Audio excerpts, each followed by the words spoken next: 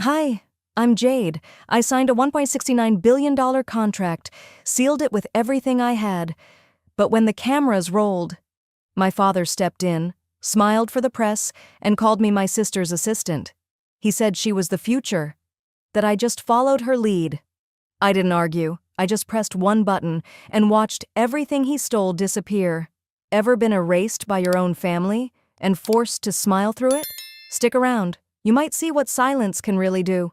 Before we dive in, tell me, what time are you listening and where from? Drop a comment. Let's talk. I don't know what silence is supposed to feel like after a billion-dollar win, but I'll tell you what it felt like that morning. It felt like swallowing glass, slow and deliberate, with a smile on your face because 40 people are watching. The morning had started with triumph. 3 brutal months of negotiations, late nights, voice gone hoarse from pitching, contracts cross-checked line by line till my eyes blurred. But I'd done it. I had just closed the $169 billion deal that would take our company global. And today was the celebration. I was standing near the boardroom podium, notes in hand, crisp black suit freshly pressed. The projection behind me read, "Welcome to the future." My heart thudded, not out of nerves but from pride. I'd earned this. I wasn't here because of my last name. I was here because I outlasted, outworked, and outmaneuvered every obstacle thrown at me. And then the door opened. He walked in, 20 minutes late.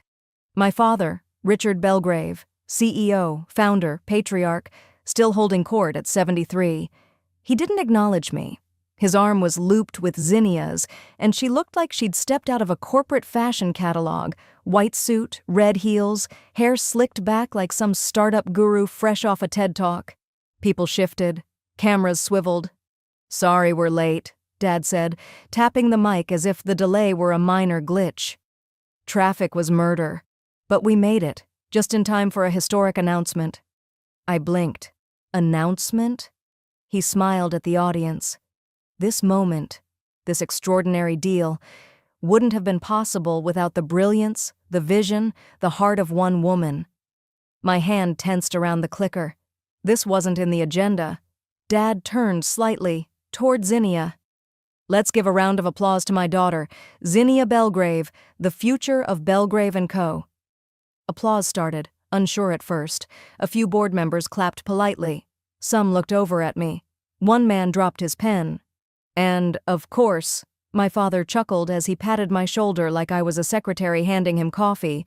None of this would have been possible without her loyal assistant, Jade. The room went still.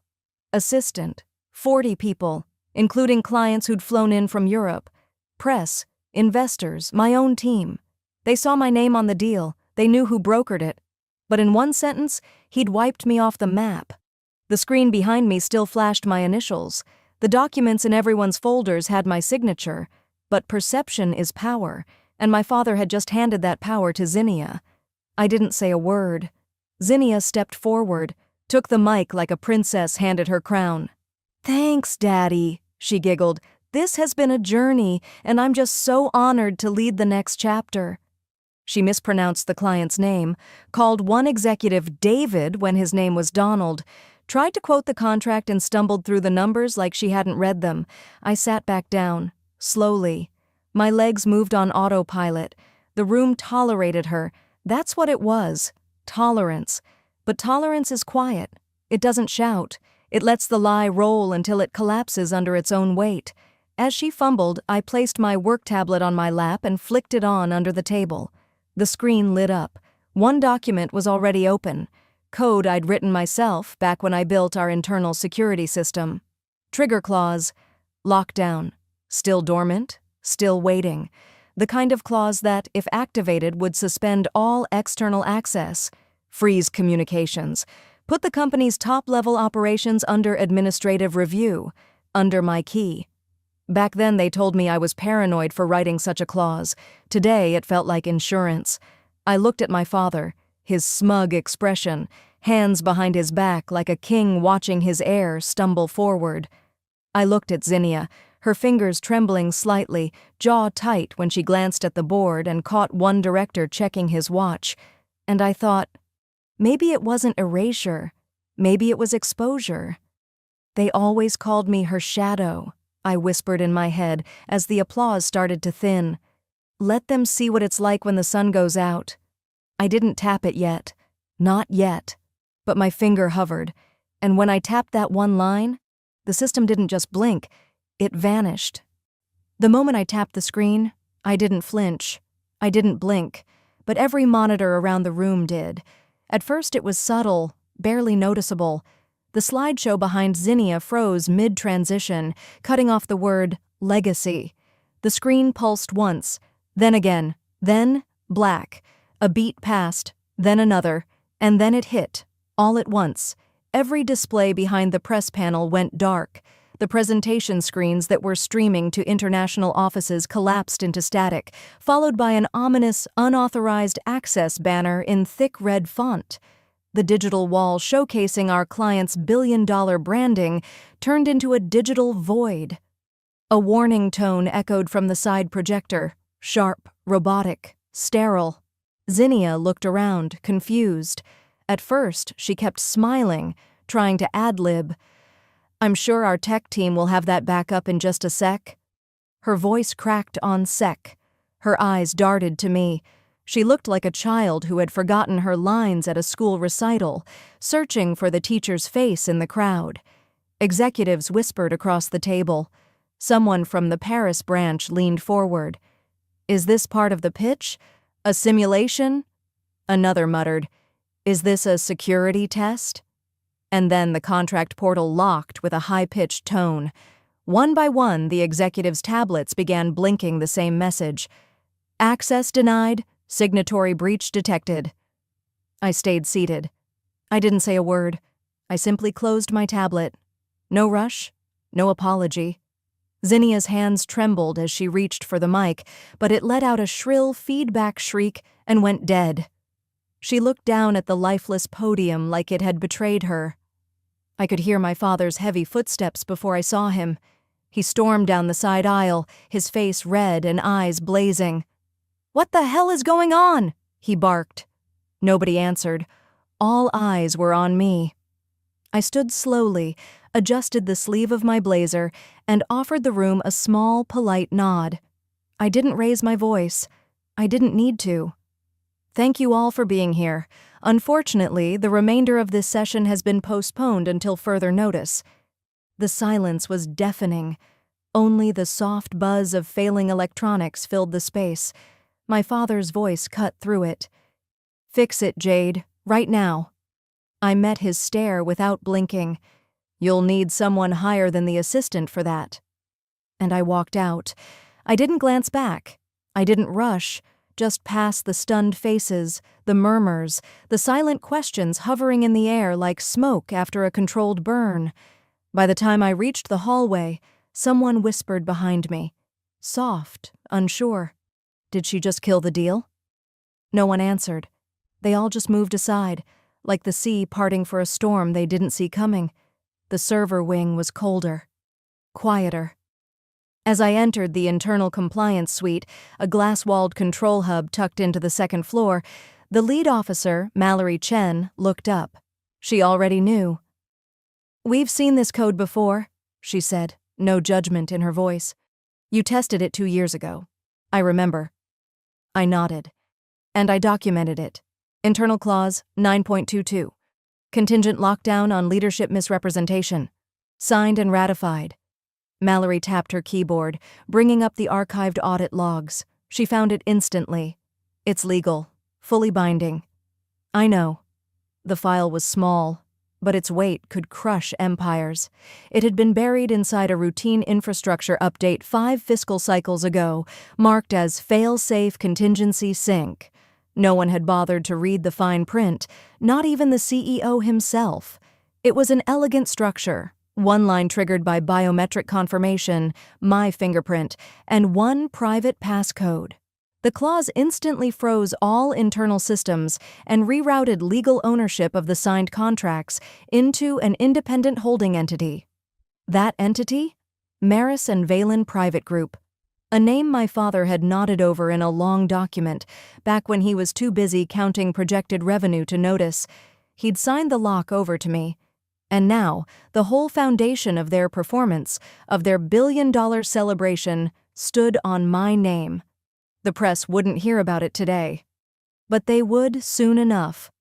I wasn't planning a meltdown, just a shift of gravity. From behind the glass, I saw Zinnia pacing frantically.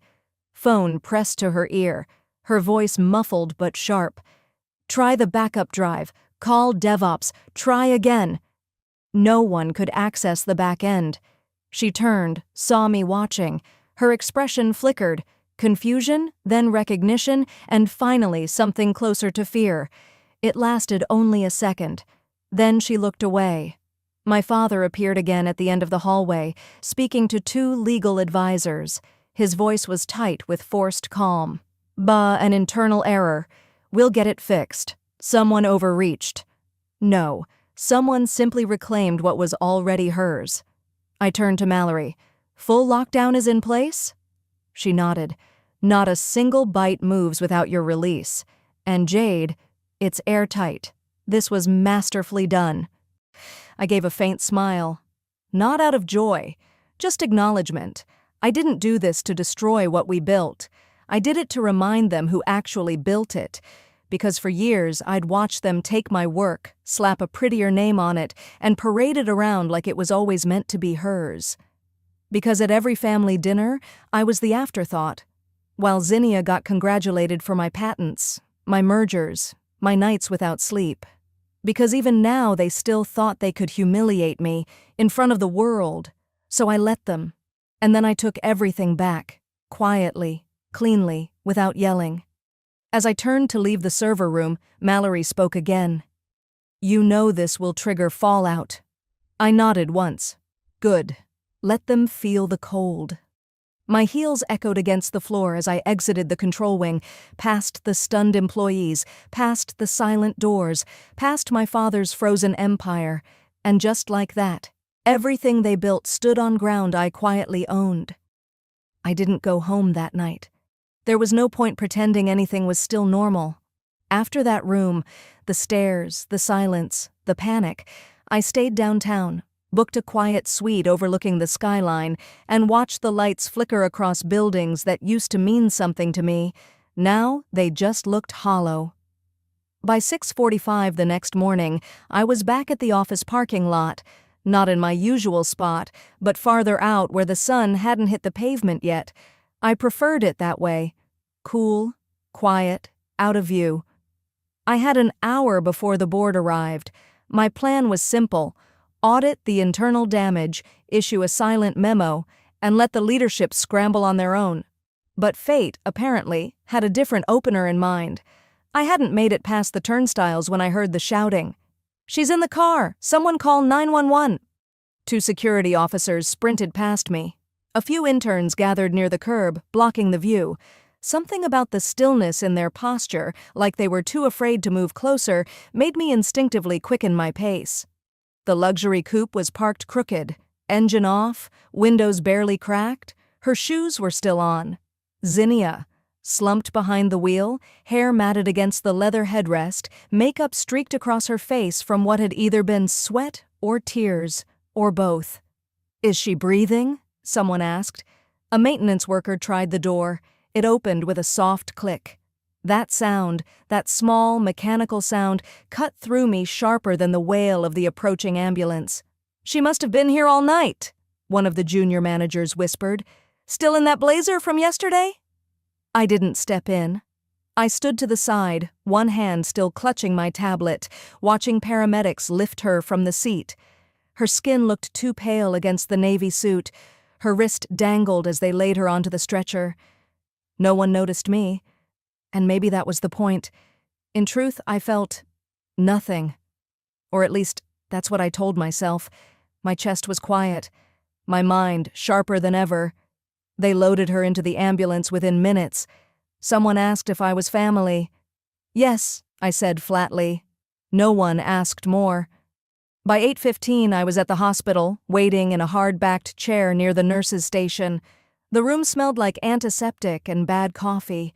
A television played muted news loops. Still no coverage of the real outage. A nurse handed me a clipboard. "You're listed as emergency contact," she said. "The doctor will need to speak with you soon." I nodded, barely glancing at the forms. 10 minutes later, a man in blue scrubs approached. "She's stable," he said, "but we'll need to keep her for observation. Her blood pressure spiked, dangerously. Any known history of stress-related illness?" I stared at him for a moment, unsure what to say. Was public humiliation by your own blood considered a pre-existing condition? "She's been under unusual pressure lately," I replied, folding my arms. He nodded sympathetically. "Happens more than people realize, especially in families where expectations are high." I didn't correct him, just let the silence hang. They allowed me into the room once she was hooked to the IV. Her hand twitched slightly when I walked in. Her lashes fluttered. I waited near the window, not beside her bed. Watching someone you resent breathe slowly, mechanically, makes you rethink things. Not necessarily feel more, just sort through what's left. Her lips moved slightly. Then, faintly, "I wasn't ready for that room." I turned my head. "For any of it," she whispered again. "It was all too much." For a second, she looked like a child again. The same girl who used to cling to the piano bench, pretending she was a prodigy while shoving me away from shared sheet music. The same girl who, at 15, pushed me just hard enough down the stairs to secure the solo recital. And Mom said I tripped. "Why weren't you looking where you were going, Jade?" But here she was now, hooked up to a saline drip, voice cracked, pride gone. And I didn't say a word, just watched her with an expression I couldn't quite define. Not pity, not quite satisfaction either. More like confirmation. Eventually, I stepped out. The hallway was quiet except for the low hum of vending machines. I leaned against the wall, staring down at my shoes. My thoughts weren't about Zinnia anymore. They were about Dad, about the press release he sent out that morning, framing the outage as a rogue systems error triggered by an internal glitch. A glitch, not a clause, not a contract reclaim. A glitch. So that's how he wanted to play it. I walked slowly to the waiting room, found a corner seat, and pulled out my tablet. I wasn't surprised to see alerts already flooding in. Some staff had begun leaking falsified internal messages, ones making it look like I'd sabotaged the system out of personal vengeance. One even suggested I'd threatened Zinnia. They wanted a villain? I could play one. But this time I wouldn't just whisper my defense in locked rooms. I'd drop it in plain sight. Data logs, timelines, digital trails, not accusations, proof. The system I built didn't lie, and unlike their stories, mine didn't need rehearsing. So I opened my private folder, typed 2 lines at the top of a new document. If they wanted a scapegoat, I'd give them one, with proof. They thought I'd crawl away quietly, let them sweep the outage under some rogue assistant headline and go on sipping their celebratory bourbon, but I wasn't built that way. I didn't come this far just to be someone's convenient mistake. By 7:30 a.m., the office was already buzzing. I stepped out of the elevator and felt the shift, the subtle hush, the heads turning only to quickly look away. Something had dropped. I slipped into my small office off the executive wing. The moment I opened my laptop, the company-wide memo popped up. "We regret the system disruption caused by an unauthorized override during yesterday's press event. A full internal review is underway." No signature, no accountability, no context. But the part that stung? My name wasn't in it at all, not even as a footnote. I wasn't Jade, Strategic Operations Director. I was a shadow with a red stamp, expendable.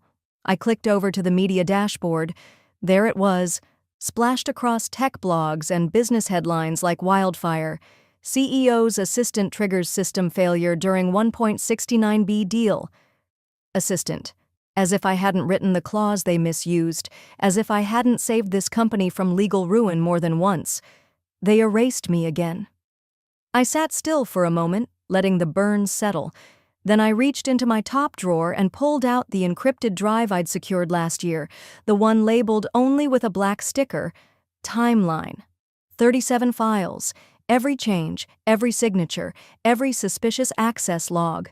I plugged it in, entered the passphrase, and just like that, the receipts lit up my screen. At noon, I stepped into the back conference room, windowless, quiet. Only 2 chairs were occupied, Cassandra and Min, 2 IT leads who'd helped me on a few compliance reviews before. They didn't owe me anything, but they respected rules, not royalty. I need you to verify these entries. Cross-match system activity from the last 72 hours. Then go back and pull every override request from the last fiscal year. Min raised an eyebrow. That's a lot of noise, Jade. I leaned forward. Make it public. No commentary. Just timestamps and truth. Cass hesitated. This'll rattle a few trees. I nodded. That's the point. It's all legal. It's all theirs. They exchanged a look. Then Min nodded, pulling the drive toward him. By 3:15 p.m., an anonymous Twitter account under the handle A Compliance Archive posted 4 images. Just 4. First, screenshot of the clause I'd written, submitted to the board, watermarked with the legal review timestamp. Second, an access log from Zinnia's device showing multiple failed attempts into a restricted compliance folder.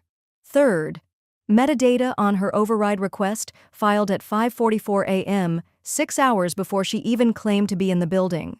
Fourth, my father's digital signature approving the override a year ago. No hashtags, no commentary, just timeline, in case memory fails. It didn't take long. By late afternoon, whispers floated down the hallway like dust in sunlight. I passed the cafe station where 2 junior staffers stood stiff. One muttered, "She wrote that clause herself?" The other glanced nervously in my direction. No one said it out loud, but something had cracked. Not loudly, but definitely. In the elevator, I saw the receptionist skim her phone, then slowly look up at me, eyes searching. I didn't give her anything. The quiet didn't feel like rejection anymore. It felt like calculation. Even my father, when I passed him near the executive suite, didn't speak. He glanced at me, blinked, then turned into the stairwell. No greeting, no glare, just a pause. Silence used to humiliate me. Now it signaled something else. They were recalculating. That evening, I made tea instead of dinner. Too much adrenaline for food. I sat at my kitchen table, laptop open, reviewing the agenda for Friday's emergency board session. I read every line slowly. Item 4, review of operational oversight policies. Item 6, confirmation of Clause 14B transfer authority. Item 9, discussion of emergency succession protocols. I smiled without humor. They really buried it under innocuous language, but I'd buried something deeper, years ago. That clause I filed? It didn't just protect the contract. It triggered a dormant clause in my grandfather's charter, one requiring board reappointment if any senior officer breached compliance protocols. Zinnia had tried to override a protected system. My father had pre-signed her access rights, bypassing chain of command. Both were now under review and buried in the archives.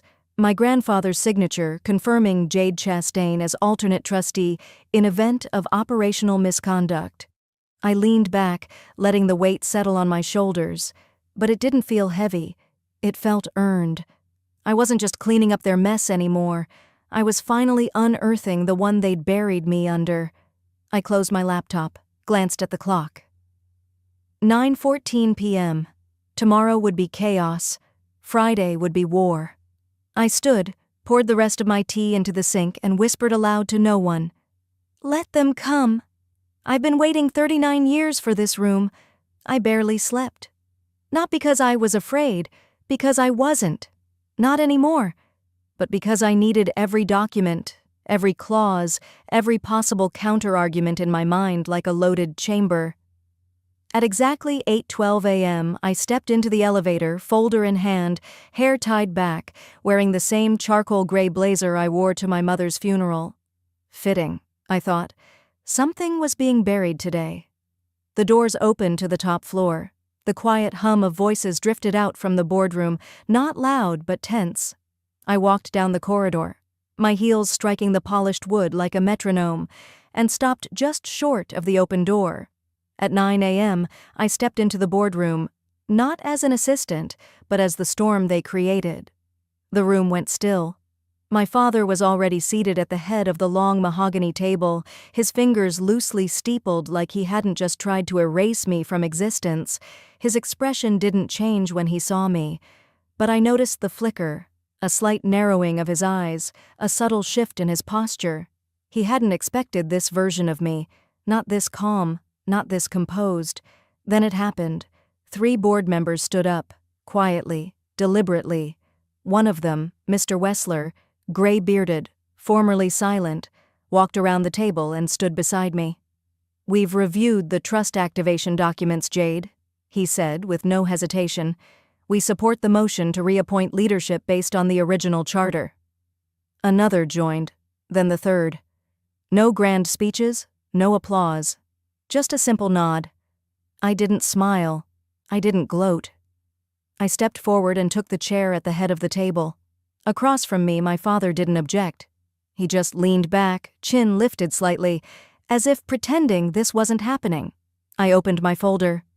"Before we begin quarterly reports," I said, "I'd like to enter 3 items into the minutes for transparency: the clause submission, the digital audit, the time-stamped override logs."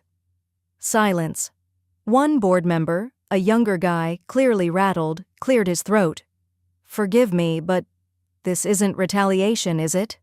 I looked at him, not unkindly, but with the steadiness of someone who'd earned her right to be in the room. "No," I said. "This was protection, and it worked." No one laughed. No one needed to. I handed the documents to the board secretary and moved on. I'd expected more resistance, maybe even a tantrum, but the room stayed oddly quiet. Eyes darted, sure, but no one raised their voice, not even him. Zinnia's chair was empty. My father shifted finally. "You've made quite a mess of our public image," he muttered, loud enough for everyone to hear. His voice had that old tone again, the one he used when I was 16 and accidentally outperformed his prized intern during a mock strategy pitch, like I'd stolen something that was never supposed to be mine. I set my pen down. "No," I said softly. "I didn't make a mess. I removed the image you built, and left only what's real." He looked around the table, and I watched something flicker behind his eyes again. Not anger, not yet, but the slow awareness of a man who realized the room no longer belonged to him. The meeting went on. Routine agenda items, numbers, forecasts. I barely needed to speak again, just watched. The rhythm of it settled over me like old music. Familiar, but this time I wasn't waiting on the sidelines with coffee. As we reached the final items, I turned a page and spoke again, calmly. "One final note before we adjourn," I said. "Per our founder's original charter, my grandfather's, there is a clause that addresses breach of ethical leadership. In such cases, asset control transitions automatically, pending board confirmation." The air shifted. My father sat forward. "You wouldn't dare invoke that clause?" I didn't flinch. "I already did."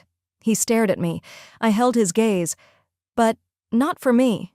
I let the weight of that settle. I didn't elaborate, didn't need to. The board members glanced at each other. A few leaned back, as if mentally preparing for what came next, because there would be more, much more. But for now, I simply gathered my notes, stood up, thanked them for their time, and walked out with the quiet power of someone who no longer needed their permission to exist. That night, a courier knocked on my door, with a letter that changed everything. After the boardroom cleared and the final signatures were collected, I returned to my office alone. I didn't linger. I didn't even glance at the head chair I'd just occupied. My feet carried me on instinct, steady but careful, as if something fragile had shifted under the surface, something I couldn't name yet. The city outside had begun its quiet descent into dusk, that kind of stillness that doesn't make a sound, but settles in your bones. I was halfway through unlatching my heels when I heard the knock.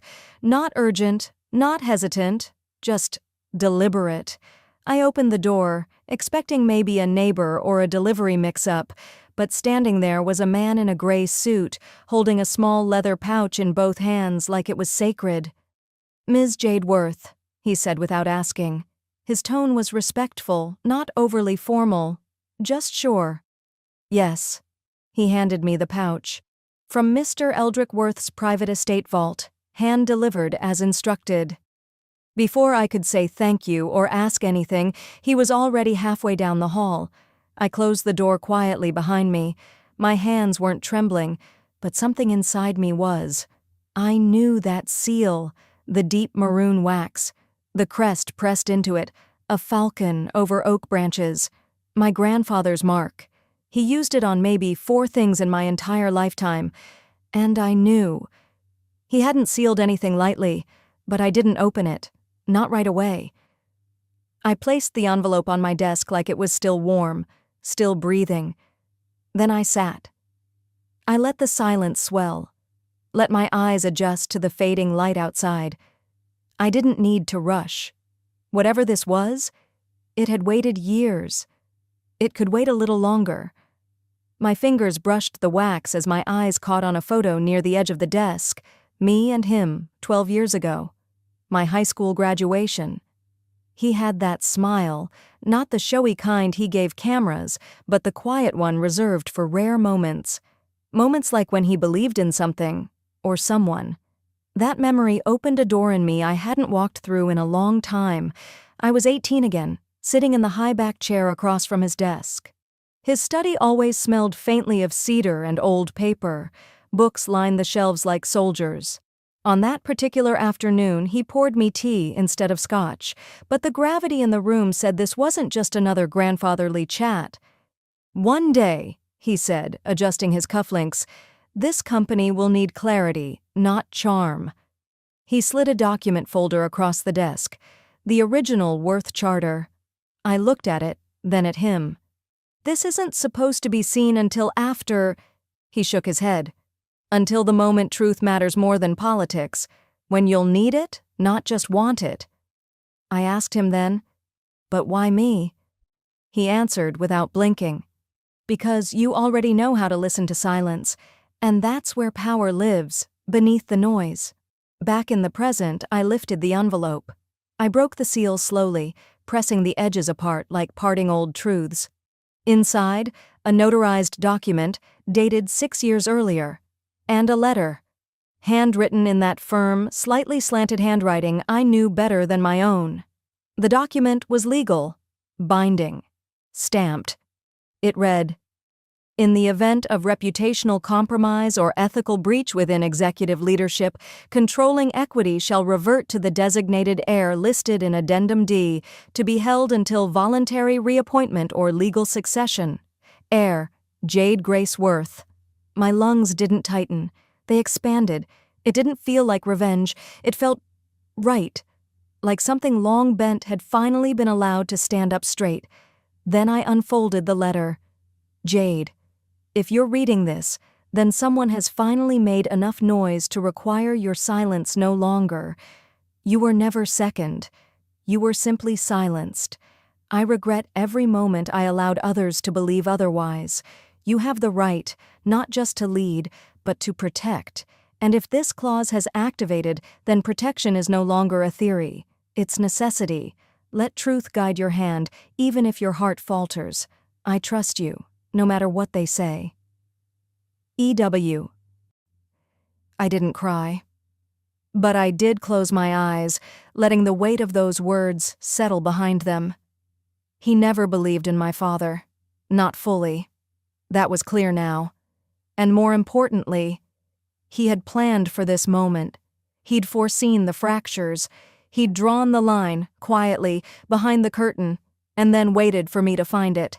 I stood, walked to the kitchen, poured myself a glass of water, then returned to my desk and picked up my phone. I dialed my attorney. She answered on the second ring. "It's me." I figured. I saw the courier confirmation. "Everything all right?" I took a breath. File Article 27B, quietly. No press, no leaks. Her voice dropped an octave. You sure you want to move on this? There's no going back. I don't need to win in public, just in truth. There was a pause. Understood. I'll initiate filing in the morning. I hung up, and for a long time, I just sat there.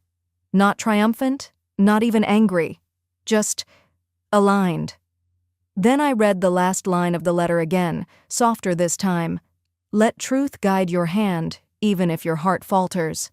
I folded it carefully and tucked it back into its envelope. Then I turned out the lights. The clock on the wall read 11:41 p.m. And for the first time in a very long while, I slept without clenching my jaw. That peace didn't last. Because at 6:42 a.m., Zinnia showed up at my door. Eyes red, fists clenched. She knew. I was still holding my grandfather's letter when the knock came. Not firm, not hesitant, just urgent. When I opened the door, Zinnia stood there, hair unbrushed, eyes swollen and red, jaw clenched like she'd been biting her own tongue all night. She didn't wait for an invitation. She just pushed past me, fists balled, stepping into my living room like it belonged to her. She flung a folded paper onto the coffee table, the very letter I had filed. You had this, she said, her voice cracking under the strain of holding it together. You had this the whole time? I said nothing. You watched me walk into that boardroom like a fool, let them talk over me, laugh. You let me— I didn't let you do anything, I said calmly. You humiliated yourself, Zinnia. I just didn't clean it up for you this time. She turned sharply, eyes narrowing. Don't you dare make this about me. But it is about you. It's always been. Her breath hitched, but she wouldn't sit down. She paced instead, the way she used to when we were kids and she couldn't beat me in chess, circling the room, pretending it didn't bother her. You think you're better? She snapped. Because you kept this little letter secret and played the long game? No, I said, folding the letter neatly and placing it back on the table. I think I'm tired. That shut her up for a beat. She dropped into the armchair across from me. Her hands trembled as they curled into her lap. You always acted like you were so noble, so above it, but you weren't. You were just waiting to strike. I leaned forward slightly. You want to talk about waiting? Let's go back. Her eyes darted toward me, cautious now. Remember 6 years ago? I asked. When you lost the Duver account, our biggest contract at the time? Dad blamed Karina, the junior assistant. She almost got fired. Zinnia stiffened. I knew it was you. You'd messed up the licensing timeline. I had the email receipts. You cried in my office for an hour, and I told Dad it was my fault. I didn't ask you to, she murmured, eyes suddenly wet. You didn't have to. The air between us went quiet, not heavy, just still. I was covering for you, I continued, all these years, not because I thought you'd return the favor, but because I thought maybe, just maybe, you'd grow into it. She rubbed her hands together like she was trying to warm herself. I always knew you didn't think I could lead. I never wanted to see you fall apart, but I also couldn't let you burn the place down. Zinnia swallowed hard. Then why didn't you stop me? She asked softly. You were always so good at stopping everyone. I didn't answer that right away, because the truth was, I was tired of stopping everything, tired of cleaning up the wreckage that our father called leadership. She sat back, defeated. The fight had drained out of her bones. What was left wasn't rage. It was something quieter. He told me I deserved it all, she said, almost whispering.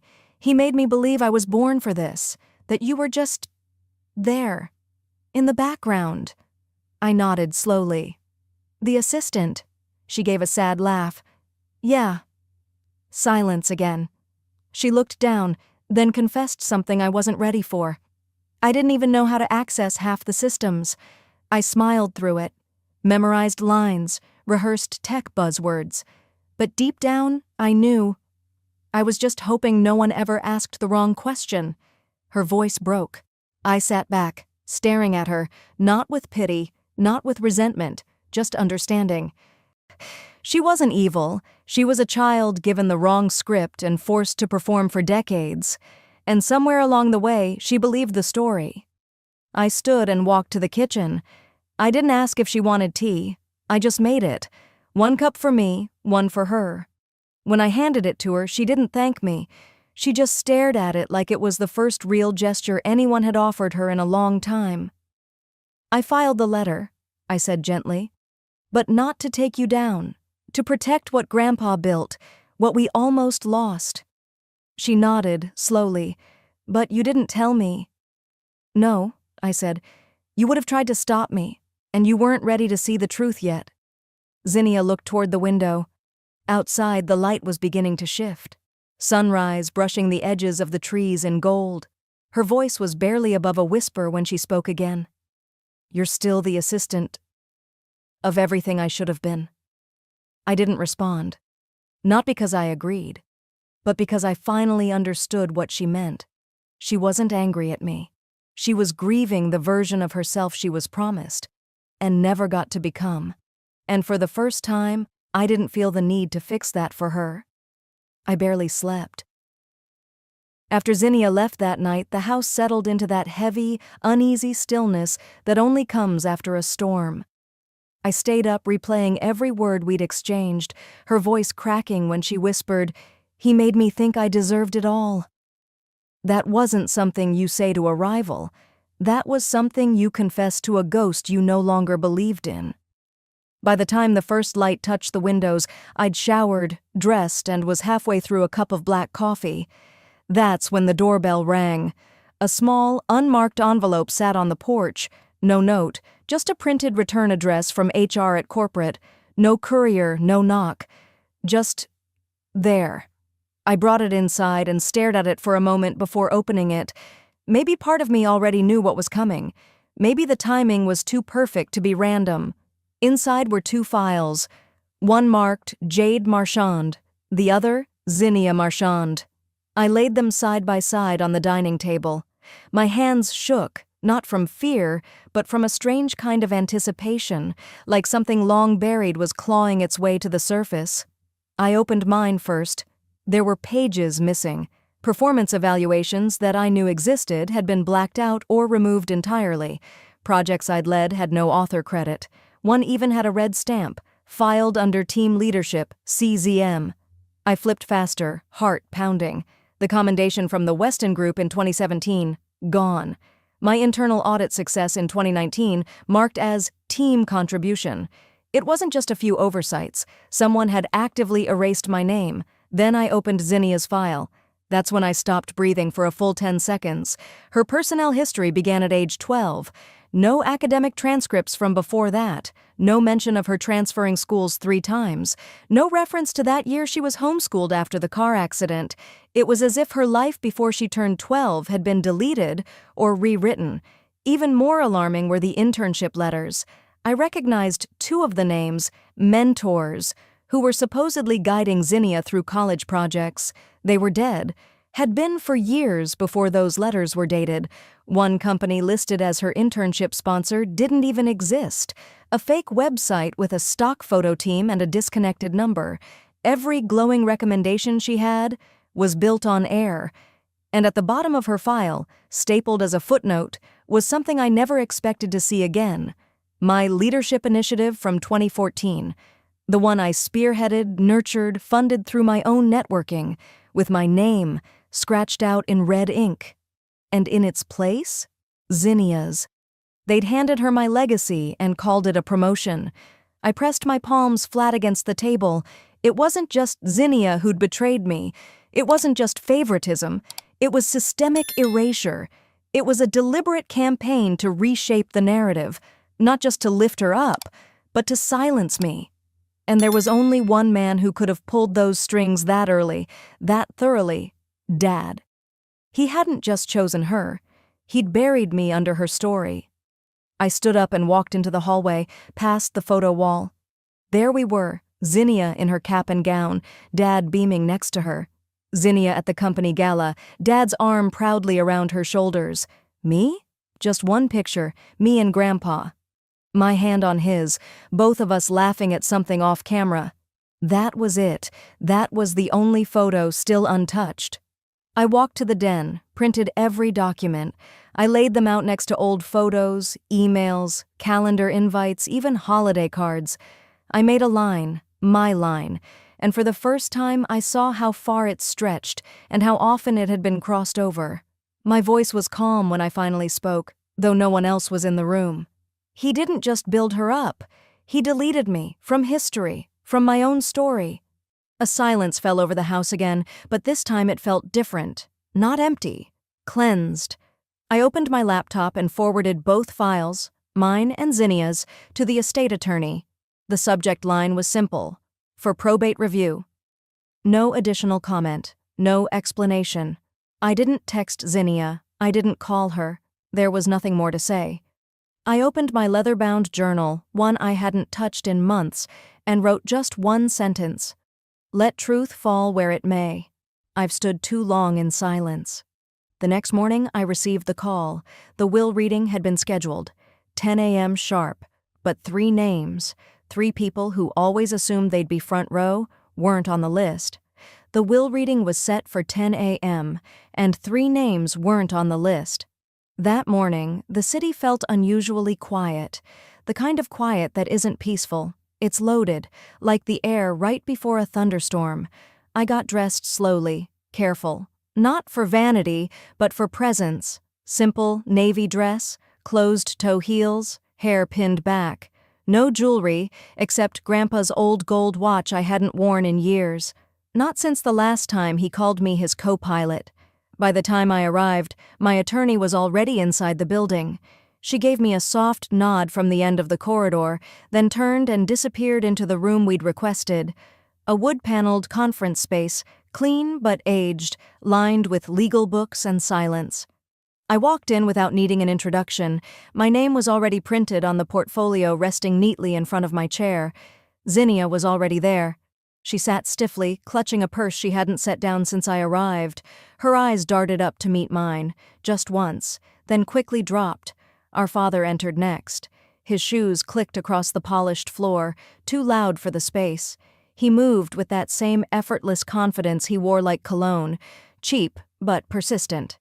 He didn't greet us, just sat down like he belonged at the head of every table. The lawyer cleared his throat. This will, dated 3 years ago, revokes all previous documents and codicils, he began. He looked up to confirm everyone was listening. I was. Zinnia nodded faintly.